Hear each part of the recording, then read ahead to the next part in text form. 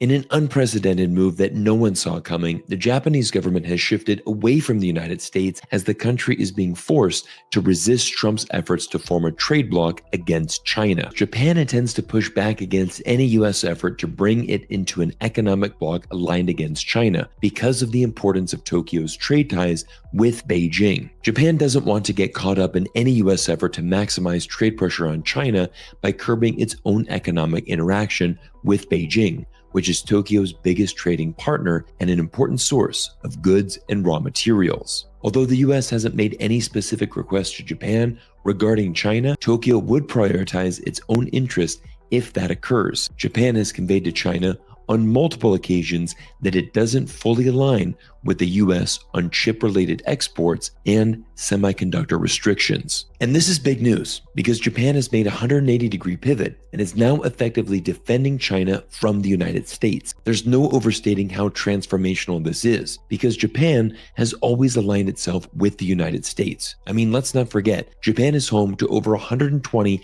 active US military bases, the most of any nation outside the United States. But here is the main point that Donald Trump is missing in his trade war. Countries will always act in their best interest, and it's not in anyone's best interest to cut off trade with China or support a US-led trade bloc against China, who, let's not forget, is the #1 trading partner for over 120 countries around the world. Because Japan's government has been so shocked from the treatment it's received from the Trump administration that it has broken Japanese culture of being quiet and reserved, and Japanese officials are now speaking to the world and exposing the truth about negotiating with Donald Trump. What the United States is saying is completely unreasonable. Their logic is all over the place, and there's no consistency at all. If Japan gives in, thinking it's a negotiation or a deal, and compromises on its position, it sets a bad precedent as a customary practice. This trade war is embarrassing Trump and the United States on the international stage. A few months ago,